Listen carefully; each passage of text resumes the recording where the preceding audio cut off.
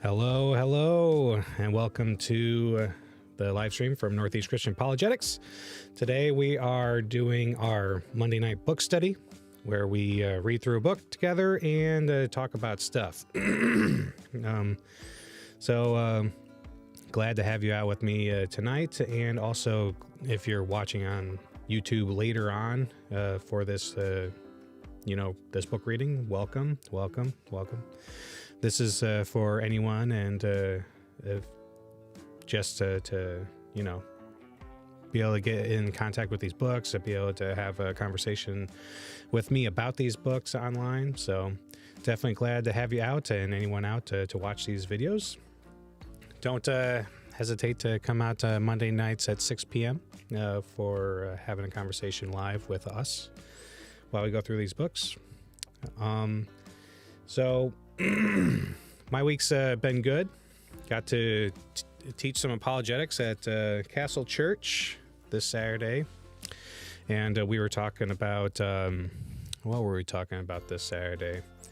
We were talking about the meaning of truth and the significance and search for truth, like how intellectual virtues and intellectual vices that get in the way of seeking truth. Very important kind of stuff, especially for people who want to love God with all their minds. Big things. I was encouraging the Castle Church to make sure that you do some inward reflection, come to an understanding of what kind of beliefs or what kind of stuff is preventing you from having a deeper understanding of God and Christianity. And don't be afraid to look for those, look into it, read Christian books about it. What are the answers that people are providing about the questions that you have the most difficulty with? Make sure you're doing that. Finding answers is it's important to ask questions, but it's probably even more important to find answers. Seek out answers. All right, so we're continuing our study this week for now of Chapter 18 of Tactics, written by Greg Koukl, who has a ministry called Stand to Reason. Definitely check him out. Check out his ministry. He does good work, does good stuff. You can get this book online or at local stores even, like christianbooks.com and Amazon. Oops, not that one. There we go. Amazon.com and Christian Books. The prices may be different than these pictures, but the rating is pretty stable at this point. So definitely encourage you guys to have this book with you in your library and to be able to reference it and make it your own. So this book has 19 chapters in it, and we're on chapter 18. So, but I'm just letting you guys know that I've decided that this week is going to be the last week in which we're going to be doing these book studies. I'm going to be stopping it now and after tonight. So thanks for coming out with me to Northeast Christian Apologetics book study and reading these books with me. But I know we're this close to finishing this book, but we're just not going to be able to do it. We'll just stop it here.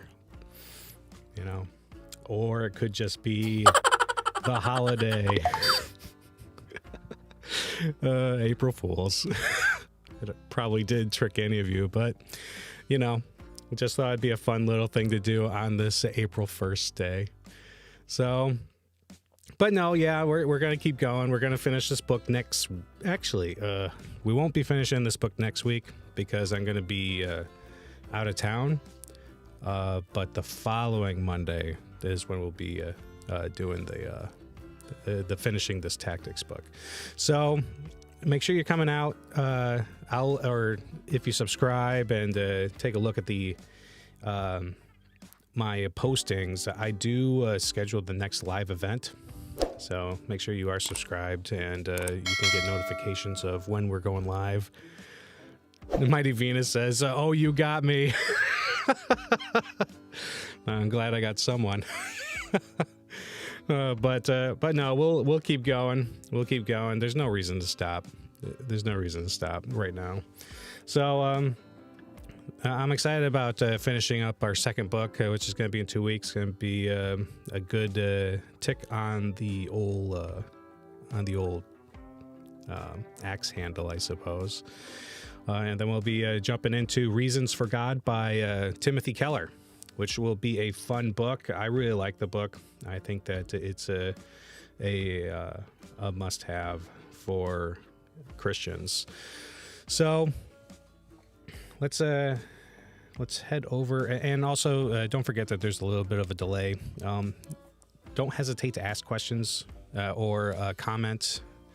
I like to interact with you guys, and also it helps me stay focused on what we're doing here sometimes, you know. So let's jump over to the reading. All right, so chapter 18, mini tactics. All right, so Koukl starts us off with saying, over the years, I have developed a handful of modest maneuvers that may help you, like they've helped me in my conversations with others. I call them mini tactics. I hope you guys liked my little thumbnail that I made for it. The little Simon handed me a smaller tactics book, mini tactics. It took a little doing, but it was fun to do. Anyway, because Koukl continues, because the concepts are relatively uncomplicated and can be put into play easily when needed. Most are simple strategies for dealing with difficulties. One is a defensive technique. Another is a general practice that will help all your communication with others. Each of them should have a place in your tactical toolbox. All right, let's get over here. So, what a friend we have in Jesus. Have you noticed how often people who are not otherwise committed to Christ or the Bible make theological points based on what Jesus said or presumably did not say? In both instances, I have the same question. So what? Why should it matter what Jesus said or didn't say? Of course, in one sense, the answer is obvious. Jesus has credibility even with those who are not his followers. The person making the appeal is trying to bolster her view's legitimacy by conveniently enlisting Jesus as her ally. It's a smart move, and we can make use of it too. If Jesus' opinion on any issue matters, on any one issue matters, and maybe we should take his counsel on other things for the same reason. Here's the general principle guiding this tactic. Pit the challenger against Jesus whenever you can. That was my approach when I faced off with New Age guru Deepak Chopra on a national TV debate on Lee Strobel's Faith Under Fire. Deepak is one of the few people in the world who can be immediately recognized by his first name. I knew it would be a mistake to position my credibility against Chopra's fame. I was a local boy from L.A. In a Chopra versus Koukl matchup, I was outgunned. There was someone else on my side, though, who had a lot more firepower than either of us. Jesus of Nazareth. If I could position the debate as Chopra versus Jesus, Dr. Chopra says this, but Jesus says that, I knew I would fare much better in the eyes of the viewing public. Now, put this basic principle into play. Pit the challenger against Jesus, not you. Step aside whenever you can and let Jesus shoulder the responsibility for his own claims. It really helps balance the scales. And this is a good tactic to use. Jesus actually does, and we'll discover this more when we actually dive into Tim Keller's book, Reasons for God, because he actually talks about the clout that Jesus has even among non-Christians.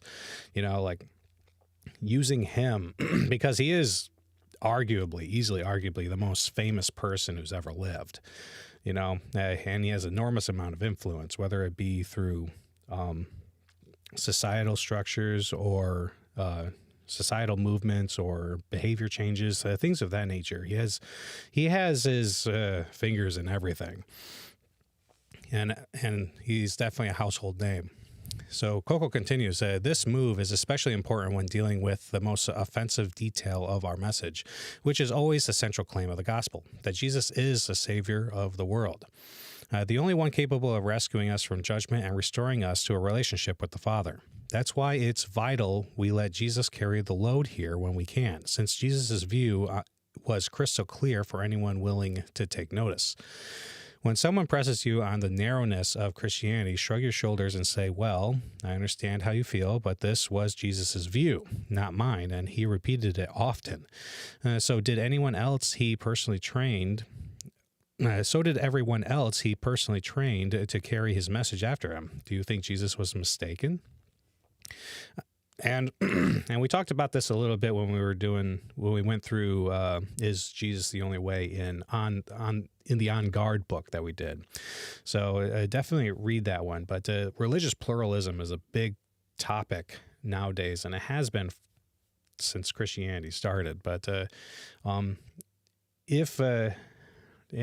these other religions, it's all about what the religions are talking about, or worldviews in particular. Worldviews have a lot to say on explaining why humans suffer and how to eliminate that kind of suffering, and they differ on that.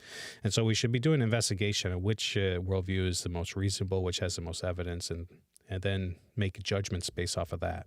We're not, and I've said previously in other videos, but when you analyze a worldview in this way, you're actually, even if you end up rejecting the worldview, which you inevitably do, because you can only ever hold one worldview at a time, legitimately. When you reject a worldview after you've studied the material, you are still showing that worldview respect, even though you reject it. Okay? So religious pluralism is actually, ends up contradicting itself. All right, so Koukl continues. I suggested that the what a friend we have in Jesus tactic to a dad whose daughter was competing in a statewide beauty pageant and was sure to face a question about same-sex marriage. An obvious attempt to marginalize anyone who didn't toe the politically correct line on homosexuality. He wanted my opinion on the safest way to answer the question. What do you think about same-sex marriage and still be faithful to Christ? Since Jesus said we should be innocent but shrewd, I worked out this response I think satisfies both requirements. Since I am a follower of Christ, my view on marriage is the same as Jesus' view. One he made it clear in Matthew 19. I will sum it up this way. Jesus' view was one man with one woman becoming one flesh for one lifetime. So on the definition of marriage, I stand with Jesus, which is a great answer, I think. So I think that it would be a good idea to highlight this as kind of like a stock answer to such a question. Boop. All right, make sure remember to make these books your own. All right, so Koukl continues. You get the point. Disagree with the Christian on this, and you disagree with Christ. That's why this approach should be your first line of response when answering this kind of query. Since Jesus still has credibility with most people, it sets the opposition against him, not you. Jesus' comments in Matthew 19 may also help you with a similar appeal to Jesus' authority. Jesus never said anything about homosexuality. Notice this is an attempt to use the what a friend we have in Jesus tactic against a Christian. If Jesus didn't specifically condemn homosexuality or same-sex marriage or gender dysphoria, how can Christians condemn it? That's the thinking. So here's my question in light of that challenge. What can we properly conclude from the record's apparent silence about Jesus' view on homosexuality? The answer is simple. Nothing. Nothing at all. Here's the problem. Actually, there are three of them. First, there is a difference between the record being silent about Jesus' opinion on something and Jesus being silent about it. Remember, the vast majority of what Jesus said and did was left out of the Gospels. Not enough room, as John himself admits in John 21:25. Second, is the apparent silence significant? Think about it. The record is also silent on Jesus' view of slavery, capital punishment, spousal abuse, sex trafficking, racism, child abuse, and gay bashing, to name a few. Do we infer from this silence that he approved of such things? Hardly. You see the problem. It's difficult to conclude anything about about what Jesus did not condemn based on a limited written record about what he did condemn. It's simply a mistake to assume Christ must favor whatever he didn't explicitly object to.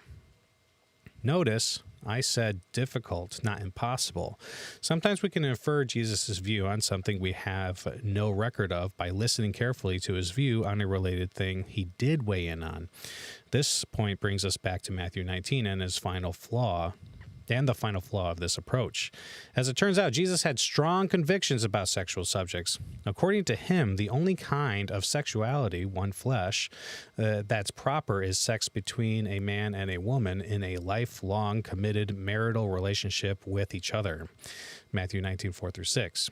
Conversely, all forms of sex expressly prohibited in the Bible, adultery, fornication, homosexuality, and bestiality, are each automatically disqualified by Jesus's reasoning.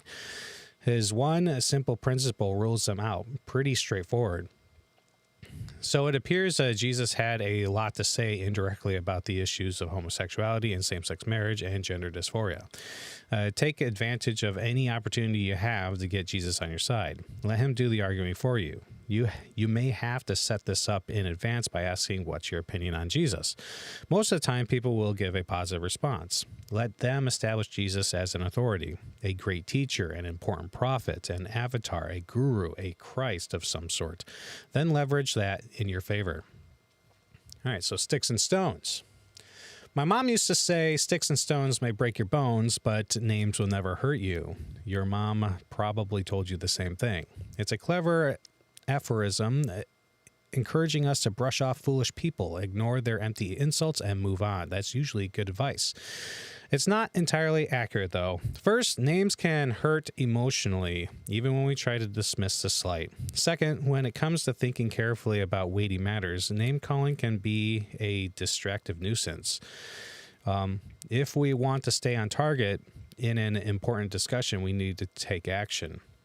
And I want to talk about this a little bit because name calling can be very painful, you know, and when you put yourself online, like I do, I definitely receive a lot of name calling, but I will say that, you know, the very first Psalm in the book of Psalms talks about not taking a seat at the place with mockers and scoffers. You know, so we got to give, we got to understand the power of words and how they can impact people and how that they can destroy people. So don't, and as James says in the book of James, in his epistle, he says the tongue has the power to, like a rudder of a ship, you know, such a small member can cause great destruction or cause great movement in society, just like how the pen is mightier than the sword. Words have power, and so we should never take them lightly, and we should make sure that we are using our words effectively, making sure that we're representing Christ properly as ambassadors of the kingdom of God, using our words to for the glory of the God King, you know, Jesus Christ, these kinds of things. So make sure that you're not putting people down, using your words lightly. These kinds of things have a long-lasting impact and can cause division. You know, we do want to focus on unity, you know, focus on unity, especially as Christians, you know, uniting around Jesus Christ. But you can use your words to create disunity in the kingdom of sin and death, which is a good thing, but don't do it through name calling. Use the truth to create that division. Okay? So, food for thought. All right, so Koukl continues. This is where the sticks and stones tactic comes in. Like steamroller, this is a defensive tactic. It's a maneuver to protect you from a certain type of ad hominem attack, name calling. Here's how it works.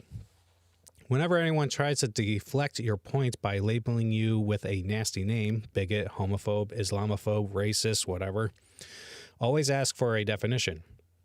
It's the same thing I encourage you to do with the passive-aggressive tolerance trick mentioned in Chapter 7. The rhetorical force of these words is often so powerful, you'll have a hard time overcoming them unless you flesh out their meaning into the open. Pejorative labels succeed in marginalizing you because of their ambiguity. Plus, the person using them has definitely changed the subject from the issue at hand to a question of your character, which is irrelevant to the discussion, but don't fall for it. There are two advantages for asking for a definition. First, it stops the momentum of the illicit attack and puts you back in the driver's seat. Second, it forces the other person to think about what he just did. Once he spells out what he means, ask him why his definition applies to you. Then ask why he thinks it's helpful to impugn your character instead of showing where your idea went wrong. Ridicule is not an argument, after all. Your questions could help take some of the edge off the attack. Name-calling is an explicit act of hostility, though, so be sure to be gracious and calm when you ask for a definition and offer your follow-up questions. Many people don't realize they've made a false move when they revert to personal smears. They've been so thoroughly socialized to use this approach, they don't realize that it's both intellectually unsound and bad manners. All right, so moving toward the objection.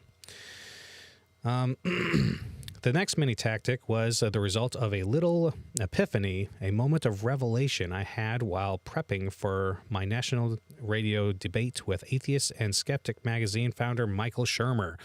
Here's the inspired insight.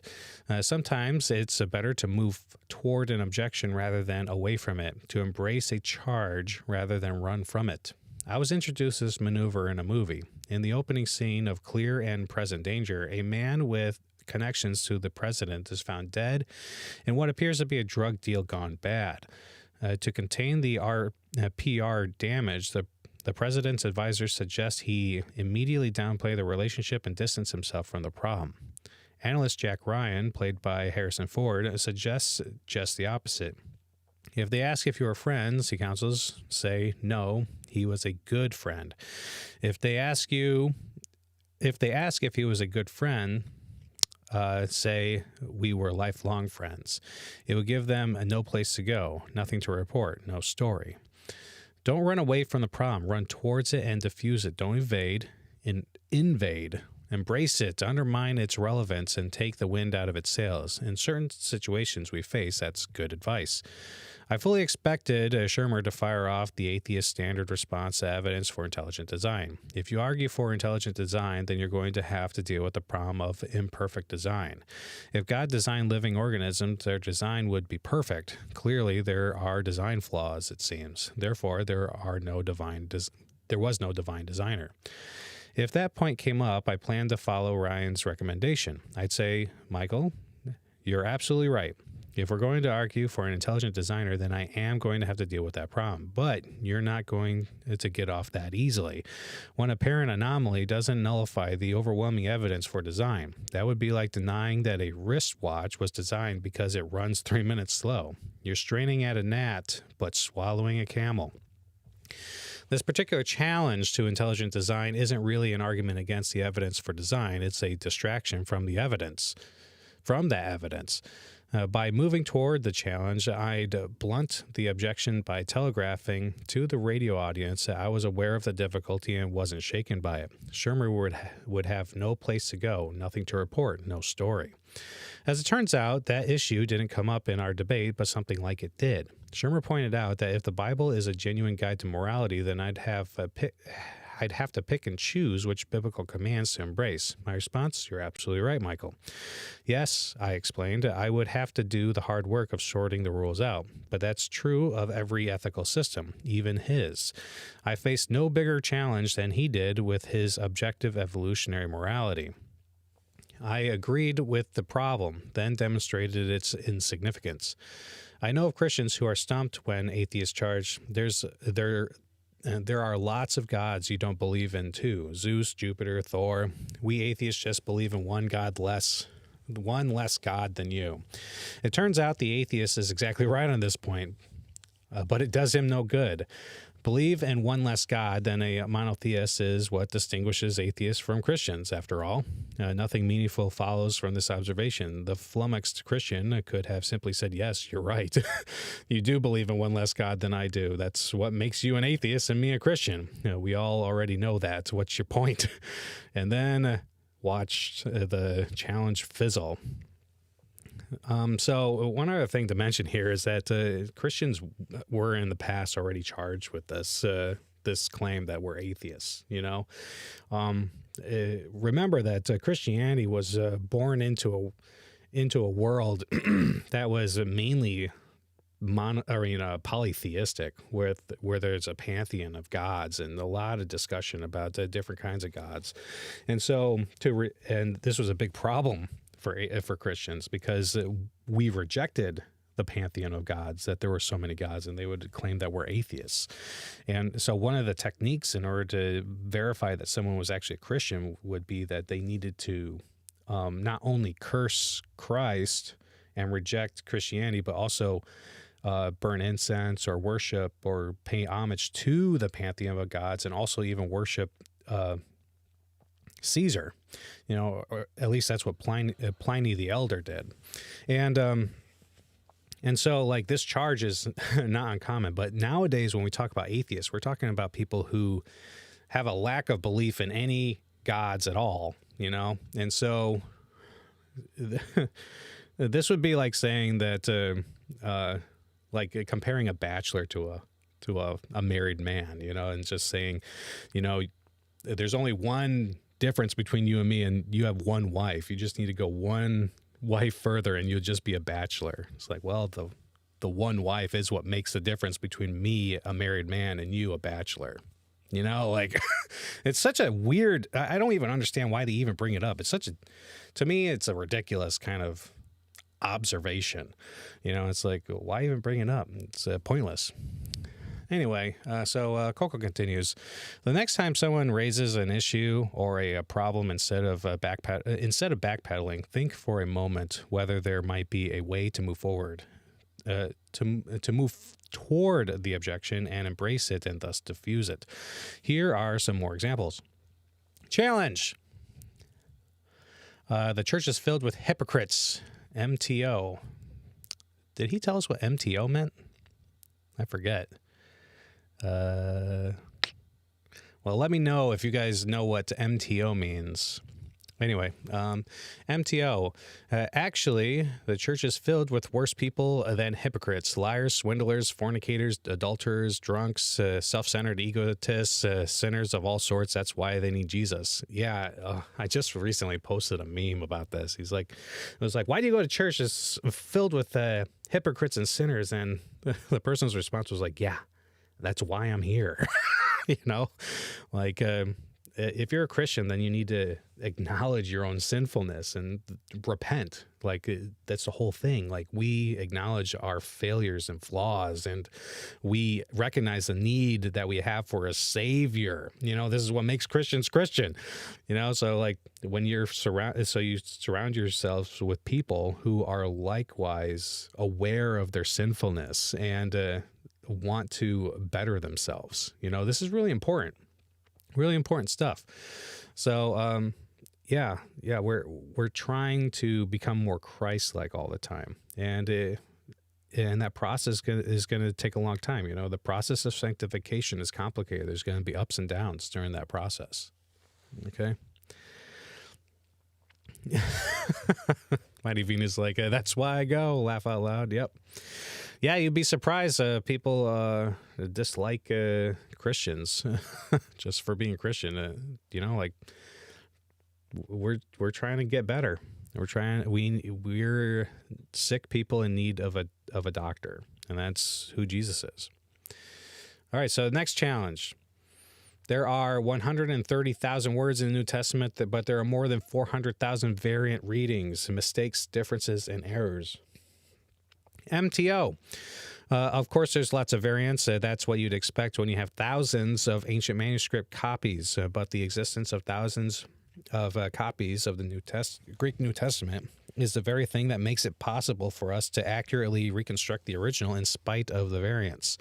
Yeah, there's a lot of hullabaloo about textual variants, 40,000 textual variants, but 99% of them are just misspellings. And remember that the people that study this stuff, they're Koine Greek experts. So when they read this, they can instantly detect when there's a misspelling or a slight difference. And there are in the Greek language, there are many ways in which you can say the same thing. And so the variants are really irrelevant for the most part. There are certain textual variants that do impact the meaning of the text, and it can have some fairly significant changes or differences, but and this is an often cited text, but as Bart Ehrman, who is a non-Christian, agnostic New Testament scholar, says, no textual variant challenges any cardinal Christian teaching. Nothing is challenged. All right, so moving on, and I'll probably be reading through a Bart Ehrman book eventually. I think that would be a good addition to our reading repertoire. All right, so the next challenge. There's so much evil and suffering in the world. How can there be a God? So often. All right, MTO. Of course, there's so much evil in the world. That's what you'd expect if the Christian account is true. The Bible doesn't just explain it. It predicts it. We live in a world humans broke, and a broken world produces broken people and broken situations. All right, so let's go ahead and highlight that as a good response. The this is something that I definitely believe strongly. If you're been following this channel for a while, then you probably know that my favorite response to the problem of evil is a skeptical theist response, because it's a short response, and it really brings to light the human failures with regard to the problem of evil and being able to analyze it effectively. And I also think it's the answer that God provides to Job in the book of Job. And so I think that's good. But it's a defense, and that's different than a theodicy. A theodicy is it's like an entire hypothesis of everything. It explains exactly why evil exists and how to overcome evil and things like that. The Bible, the whole Bible, I think is the best theodicy on the market. There's a lot of theodicies out there, like the soul building theodicy or the free will defense and things of that nature, essential kenosis. I don't think that they are as good as the Bible. The Bible is the best theodicy there is. It explains why why evil exists. It's just like what Koukl says here. Like it's the evil that we see in this world is predicted on the model provided by the Bible. All right, really good stuff. All right, so next challenge. Jesus is a crutch. God is a crutch. MTO, you're right. Handicapped people need crutches, though. We need God to help us, to hold us up, and to forgive us. Yeah, like we should not be ashamed to embrace God as our helper. We need help. It's like so obvious, like especially to us who are aware of our flaws. It's really the person who's like, I don't need God because I don't need a crutch or anything like that. It's like, well, you're not aware of your need for help. That's all that indicates. It just indicates that you lack self-awareness. All right, so the next challenge. God committed genocide when he destroyed the Canaanites. So the response, of course God destroyed them. If you had witnessed the things they did, including burning thousands of children and even infants alive in sacrifice to Molech, you would have asked, how could there be a God who allows these people to do such evil? It wasn't genocide, it was judgment. And this also gets complicated, and we talked about this a little bit with when we went through On Guard, I think so. But yeah, this is especially talking about like the 1 Samuel 15 passage, talking about God commanding through Samuel. He commanded Saul to wipe out the Amalekites, men, women, and children. And if you say that this isn't like a racial genocide, because the Amalekites and the Canaanites were all Semitic people and the Jews were Semitic people, so it's more of like a national kind of genocide where it's like if you include things like city-states. So God was executing judgment, and and the way that you execute judgment and provide punishment to nations is actually strikingly similar to how you provide justice and punishment to individual people. Like with regard to like an individual person, you can punish somebody by isolating them from other people in humanity, such as prison, and that can be seen through like other nations pulling away from economic trade with that person, or you punish them by taking money from them, making them have to pay a bill of some sort, and that would be like famine and taking away food and resources away from that nation, or capital punishment. A person has done a capital offense and has earned a capital punishment, and a nation can do that as well, in which in that case that when you destroy would be the punishment would be to destroy the nation. And so God was using the Jewish people as an instrument of punishment for this kind of these people, So this kind of stuff is talked about and mentioned by Paul Koukl in this book, Is God a Moral Monster? And I think that Greg Koukl has actually mentioned this book previously as well. But yeah, there's a lot that goes into this. Really recommend checking it out. Like God is definitely within his rights to be able to command these kinds of things. All right, so challenge. I'm not religious. I am spiritual. MTO.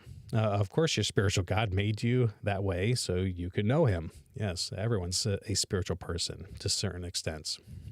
All right, so challenge. Every culture has a flood story like you have in the Bible. It's just a myth.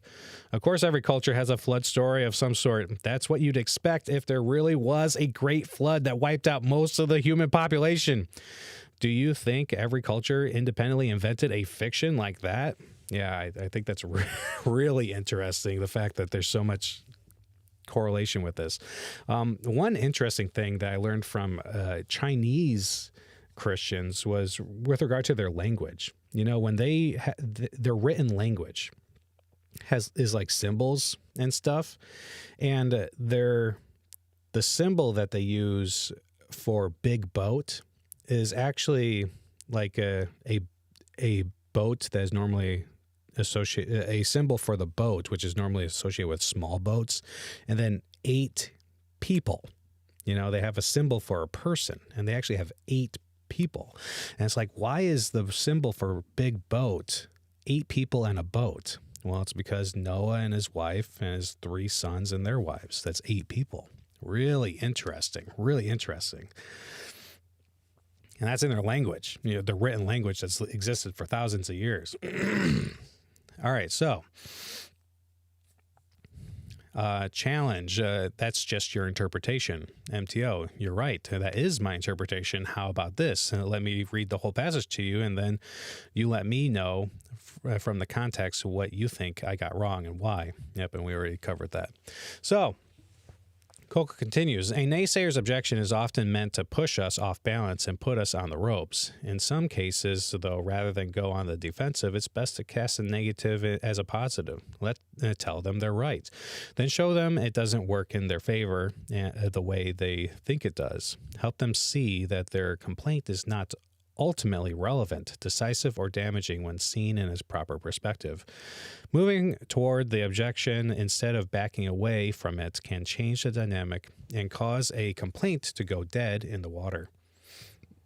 I remember one time I was challenged by somebody saying that King David was super gay.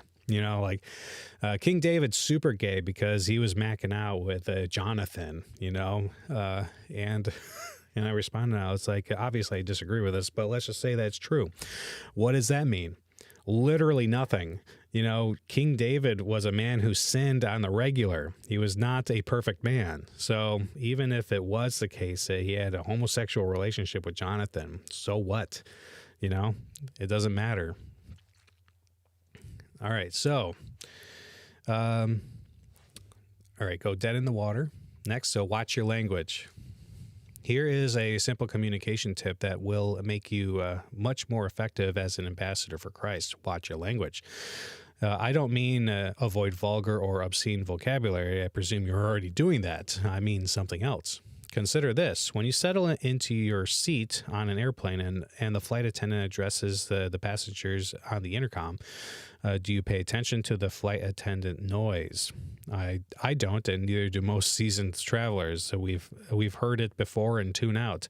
In the same way, much of your Christian lingo sounds like religious noise to outsiders. Terms like faith, belief, the Bible, receive Jesus, even sin, is important as it is to talk.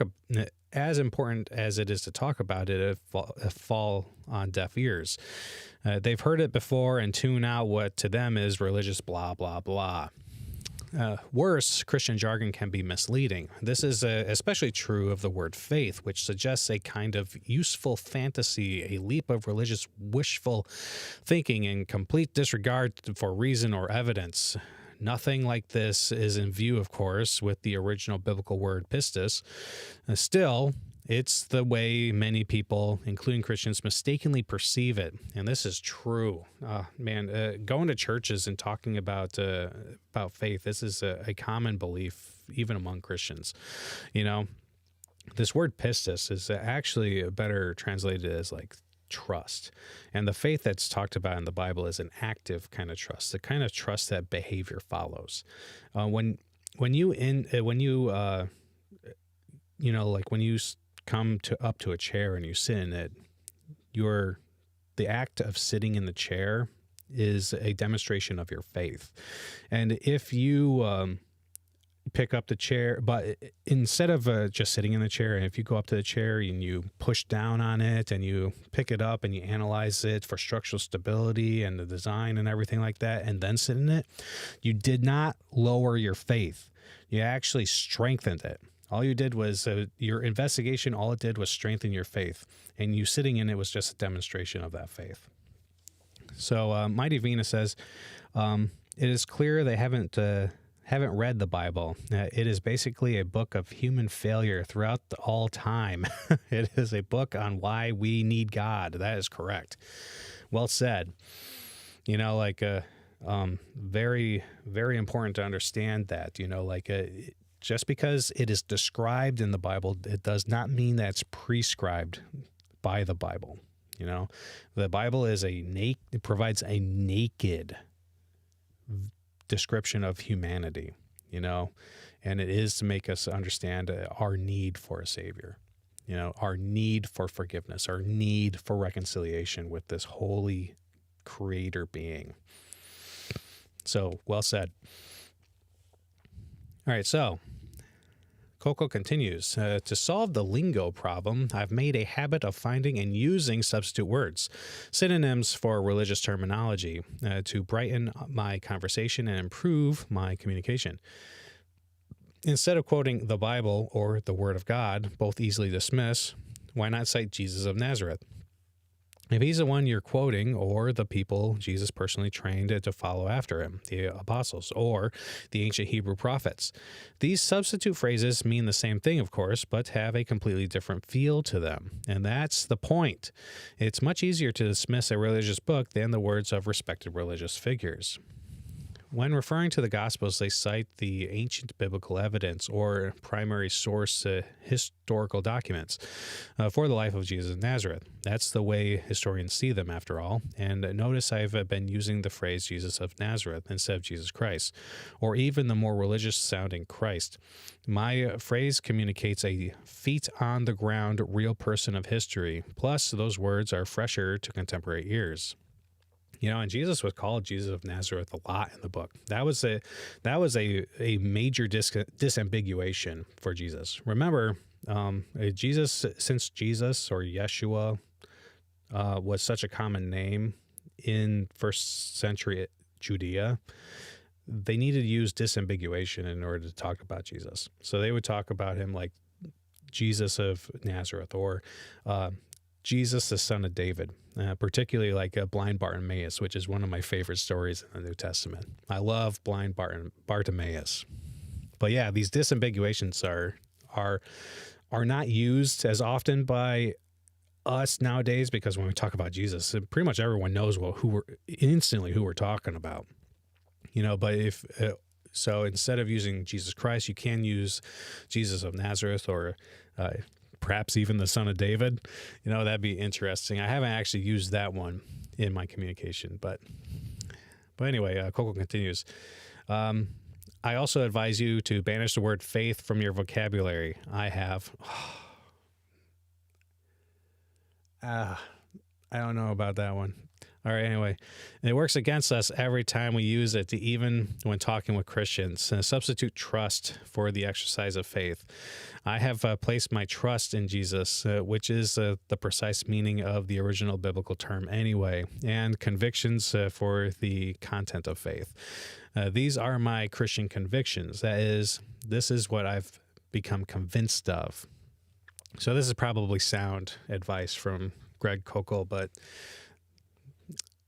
I just feel like faith gets such a bad rap because people don't understand it effectively. And you can definitely have blind faith, don't get me wrong, because all it is actions that demonstrate the amount of trust that you have in a particular thing.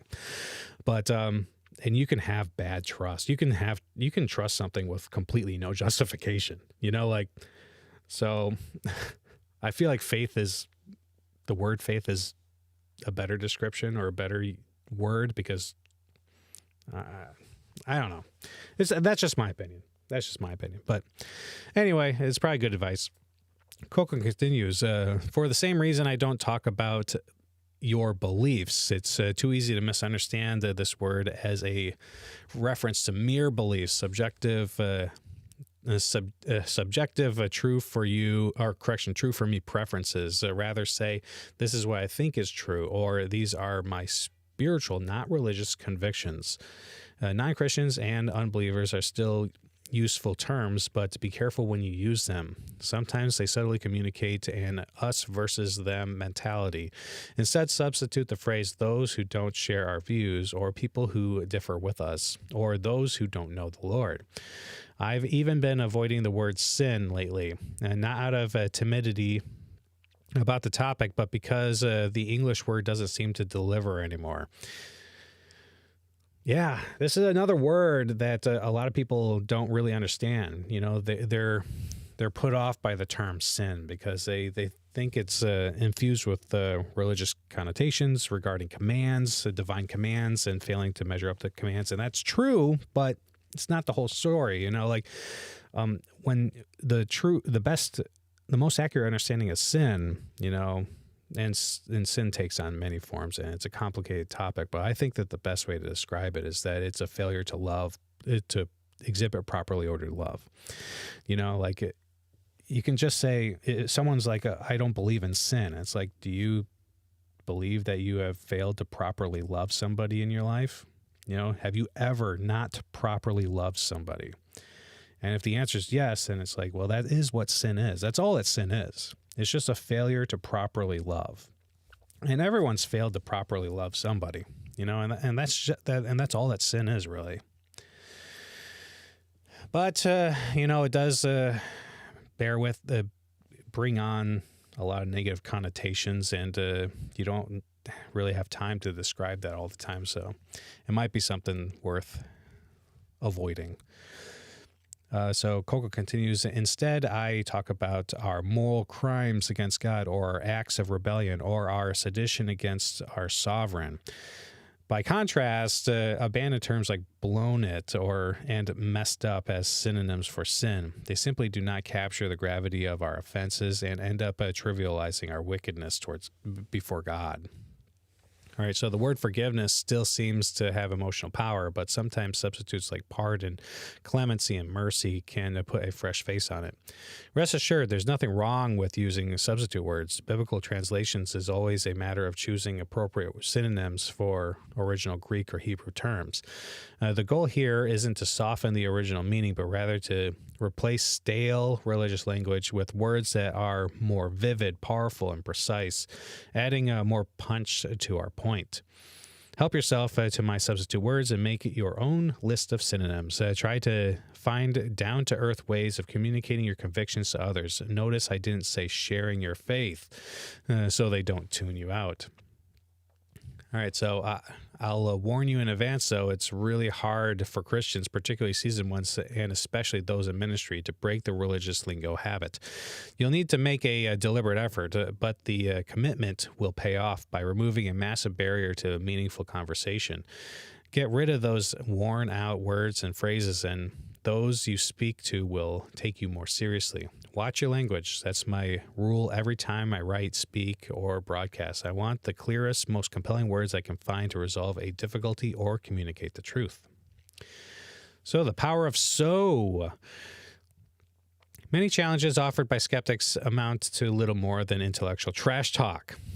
These are clever-sounding complaints that have rhetorical impact and effectively intimidate the opposition, but have nothing to do with any reasonable case against God or Christianity. Here is where a bit of reflective thinking coupled with a simple mini tactic can be golden. I want to teach you the tactical power of a humble two-letter word. This modest word is a little giant, putting the ball back into the skeptic's court and putting you in the driver's seat. When used properly, it can stop a challenger in his tracks, turn the tables, and get him thinking. That little word used as a question is so. Use this tactic when it's clear to you that the reflective thinking part, that's the reflective thinking part, and that the charge fired at your convictions doesn't hit any meaningful target. Put another way, even if we agree with the claim, nothing useful follows from it. Your response is to sympathize with the challenge and then simply say so. It's not uncommon to hear a dismissive "Christians are stupid" from a tactic or from a critic. My response, you're right, some of them are. So there are plenty of dull, simple-minded, gullible religious people. So what? Lots of non-religious people are mentally dense too. Can Christianity be true if some Christians are dumb? Sure. Can atheism be false even if an atheist is brilliant? Of course. The objection, even if true, takes us nowhere. It's just trash talk. Here's another. Christians are hypocrites. My response, yep, some are. I admit it. So? And churchgoers have all sorts of vices, but this tells you nothing about Christ. Sure, some religious people don't live up to their convictions. Others are simply fakers, pretenders, and frauds. That's what the word hypocrite means. Therefore, what? Christianity is false? That doesn't follow. And what's really interesting about this is that this is like literally the fact that there are Christians like this is literally fulfilled prophecy. You know, like Jesus himself said that there are going to be people who call him Lord, Lord, and he's going to say, I never knew you. You know, there are people out there, Christian in name only, and they do not live up to the high calling of being a disciple of Christ. This is something that Jesus prophesied over, you know, when he talked about the kingdom of God is like a mustard seed, the smallest of all seeds. And then when it's planted in a garden, it grows up to be a tree that covers the whole earth, whose branches spread out over the whole earth, and the birds nest in its branches. And what we learned about the sower, the parable of the sower, is that the birds that are symbolic of like the angels of Satan, you know, that come and they nest in those entities, those evil beings, come and nest in the branches. So it's going to be the case that Christianity is going to be a huge church, which it is. Fulfilled prophecy again. And then there's going to be evil in its branches. Obviously true. So, fulfilled prophecy. All right, anyway. And it must be emphasized that when Jesus said this, he was in ancient Judea, a small part of the Roman Empire, surrounded by apostles that were like fishermen, a tax collector, a zealot, these kinds of people, like that's an amazing prediction.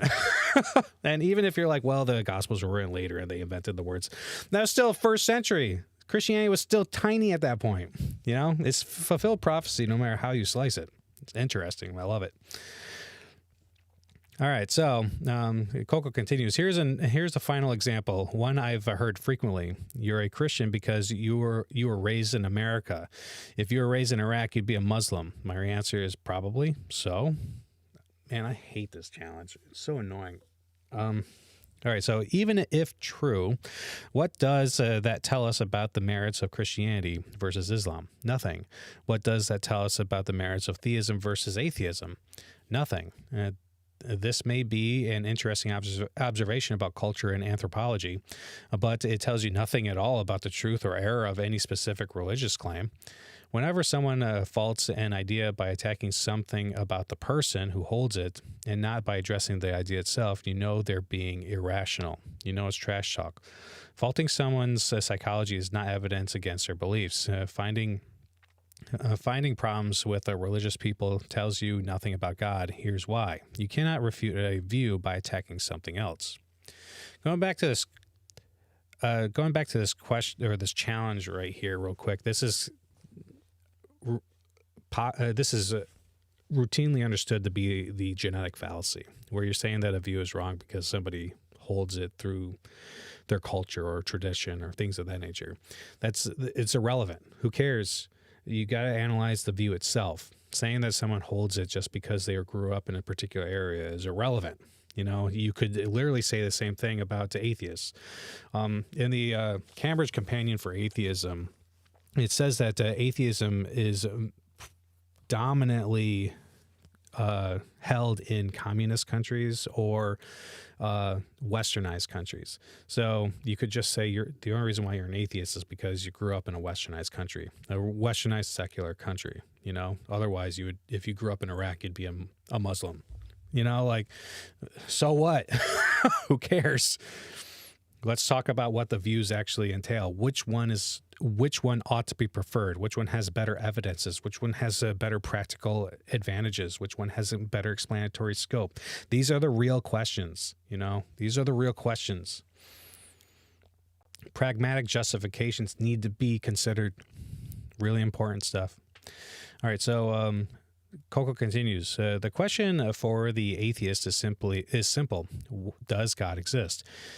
He will never get anywhere close to an answer to that question by focusing on human anthropology, human psychology, or human behavior. Each of those is irrelevant to the question. Any appeal that does not speak directly to that question is an immaterial or irrational distraction. These attempts are nothing more than genetic fallacies or psychogenetic fallacies or ad hominems, all irrational missteps and not thoughtful responses. Anyone advancing such an appeal is being unreasonable. So listen carefully to a challenge and ask yourself what follows, even if the claim is accurate. If there's nothing that you're aware of, point it out to using this tactic, then see what happens. Rhetorical tricks like any of these may be daunting to the untutored, but who can't see through them, but they don't work. Weed out the trash talk using the power of so. Mini tactic, and you'll have much less nonsense to deal with. All right, so what we learned this chapter. Mini tactics are modest, uncomplicated maneuvers you can easily put into play when needed to help you in conversations with others. The "what a friend we have in Jesus" tactic trades on the high regard people have for Jesus as an authority, even when they're not his followers. The general principle for this tactic is to pit the challenger against Jesus whenever you can. Get Jesus on your side and let him do the arguing for you. When someone disagrees with you, then they'll be disagreeing with Christ. Sticks and stones is a mini tactic meant to blunt the rhetorical force of distractive name calling. Whenever anyone tries to deflect your point by calling you a name, always ask for a definition. Your question stops the forward momentum of the attack and forces the other person to face the fact that ridicule is not an argument. Moving toward the objection is a tactic that's useful when it's your advantage to agree with a charge rather than oppose it. Sometimes it's possible to cast a negative as a positive. By embracing the complaint when you can, you diffuse it by casting it in a different light, undermining its relevance and taking the wind out of the critic's sails. Watch your language is a general guideline reminding you to banish Christian lingo from your vocabulary. It means nothing to non-Christians and little to most Christians. Plus, it can sound annoying.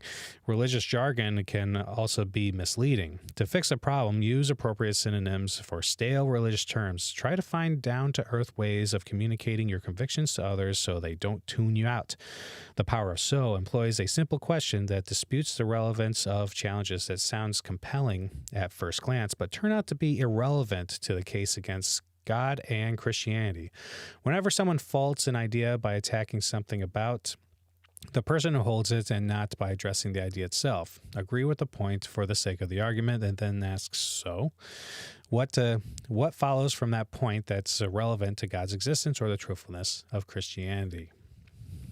All right, so we have gotten to the end of the chapter. Thank you very much for being with me. If you've stuck through the whole chapter, really appreciate it. And that means we get to celebrate. Woohoo! We made it. We did it. Good job, everyone. Thanks for being with me tonight. I really appreciate it. You guys are awesome. All right, so I hope you liked that chapter. I liked it. I like the mini tactics. I have definitely incorporated those a lot in my life, and I hope you do as well. Next chapter is chapter 19, More Sweat, Less Blood. And that's going to be our last chapter for tactics. And then we're going to be moving on to a new book. And remember next week, next Monday, I'm going to be away out of town. And so we'll be following up the following Monday, which is, I believe, the 15th. Let me double check that. Yes, the 15th. So, all right. Well, I'll see you guys on April 15th. I hope that you have a great and a funny April 1st, and I'll see you later. All right. Thanks, and God bless. Hey, before you go, I hope you enjoyed today's enlightening discussion during our Christian Apologetics book study. It's always a blessing to come together to explore our faith and grow in our understanding. Your participation means the world to me, and I'm grateful for your continued support of Northeast Christian Apologetics. Remember, you can stay connected with me and access valuable resources by visiting my website at nechristianapologetics.com. There you'll find a wealth of articles, videos, and recommended reading material to deepen your knowledge of Christian apologetics. If you're as passionate as I am about equipping believers to defend their faith and engage in meaningful conversations, you can also support this ministry in various ways. One way to support this work is through patreon.com. By becoming a patron, you'll have access to exclusive content, early access to our discussions, and a chance to connect with like-minded individuals who share your passion for Christian apologetics. If Patreon is not your style, some people prefer to give me a one-time tip. And if you'd like to do that, then feel free to do so through Venmo or Cash App. But of course, there are many ways to support me. By praying for this ministry, sharing the content on social media, or simply spreading the word about what I do. Every bit of support goes a long way in helping me fulfill my mission. Once again, thank you for joining me today. Your presence and engagement enrich these discussions, and together, we're on a journey to strengthen our faith and share the good news with others. Stay tuned for more exciting book studies, thought-provoking discussions, and opportunities to grow your Christian apologetics journey. I look forward to seeing you again.